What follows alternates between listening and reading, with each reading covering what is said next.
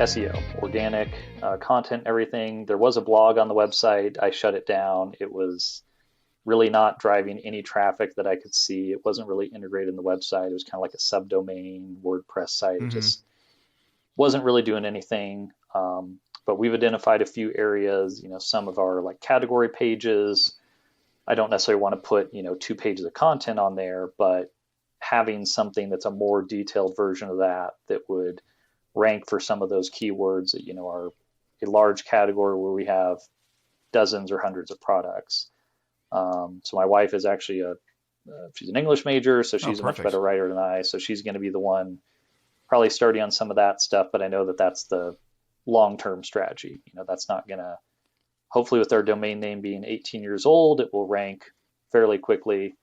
Um, but it's also, we have to have a developer basically upload it because we don't use WordPress. We don't really have access to do all those things. It's not just an easy content management system. So I mean, again, this kind of goes back to switching to Shopify and getting kind of some of yeah, these structural things done. I mean, your wife can start writing the content right now, and yes, don't hire a developer to get you to go on the Shopify. Spend the time doing that rather than like one blog post at a time, which sounds awful.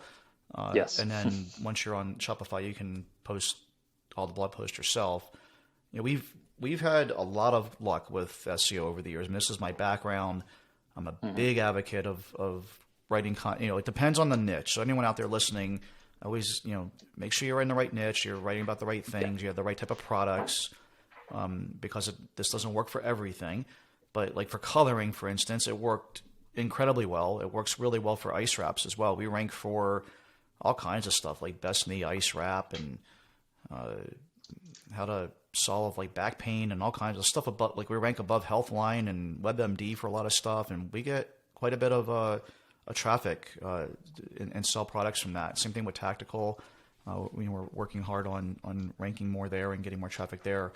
Probably not a good approach for Wild Baby. Where you're trying to sell some stuffed animals. There's not really a great content strategy for SEO that's going to match up well to that. So we just don't do it. It just doesn't make sense.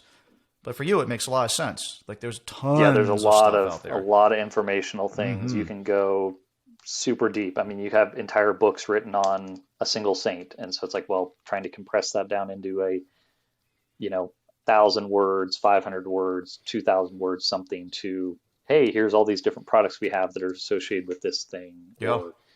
or with this type of product.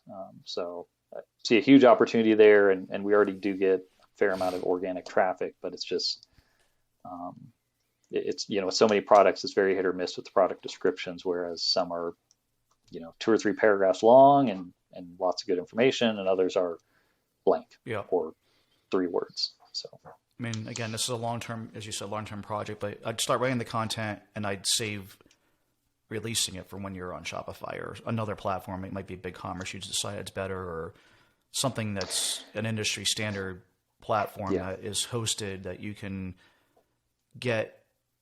I would look at Klaviyo as an example of this. Like if Klaviyo supports it, it's probably one of the ones you should evaluate. It's like you want yes, the industry standard stuff where like you're not hiring a developer to custom code Klaviyo in. That just doesn't yeah. work long term for anything. No, and I can tell that, Klaviyo will say, oh, you got 3 sales from this email.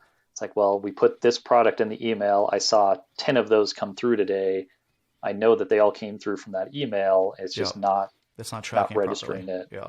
Yeah. So I mean, these are the So, reasons why. And then you don't have to worry about having a developer. That's another thing yeah. that's like a stress point. Like if something goes wrong right now on your site and that guy doesn't respond, you're kind of up the creek. There's Shopify will handle most of this. Mhm. And you'll never really need a developer in an emergency. Like we do use a developer from time to time to do special projects, but it's never come up where like, oh my gosh, something's down, or I got a problem and I can't solve it. I need a developer right now because Shopify's handling Yeah. that stuff. I mean, if I wanted to change, I wanted to like change out, hey, there's still like a Google Plus link in the footer. Right.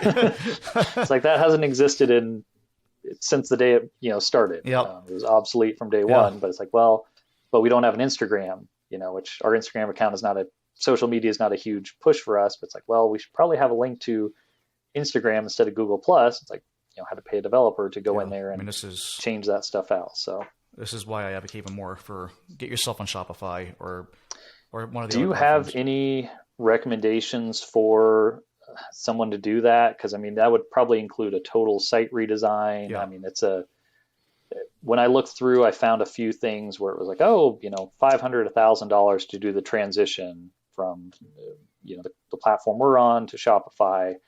It's like, oh, we can handle I mean, we have probably 100,000 customer records, albeit many of those are from 2012 and the customer has never come back. So probably don't need to keep those, but between thousands of products, tens of thousands of images, descriptions, we do want to keep those customer records and all that kind of stuff and transition a lot of that over. But